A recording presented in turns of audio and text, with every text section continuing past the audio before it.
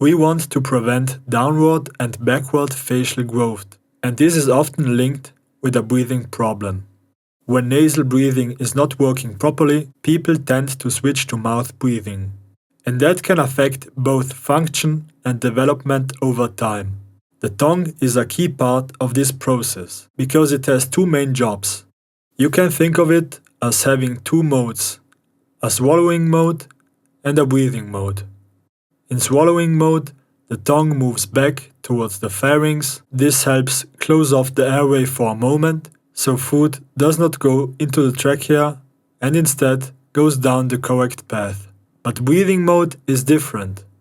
When we breathe, the airway needs to stay open, so the tongue has to do the opposite. It needs to stay forward and down, with the sides raised in a way that allows space for air to flow.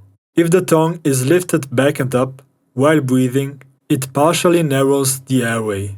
That makes airflow more difficult, so the body has to work harder to pull air in. When this keeps happening, the body starts recruiting other muscles to help with breathing, even though they were not designed for that job. Over time, this can create an inefficient and poorly coordinated breathing pattern, which leads to chronic mouth breathing. This is something we often see in people who snore at night or who have sleep apnea. If breathing right is the goal, the airway has to stay open, and that means the tongue needs to support airflow, not work against it.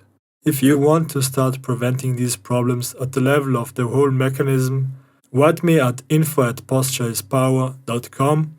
I offer one-on-one Zoom lessons, and you can find out more on postureispower.com.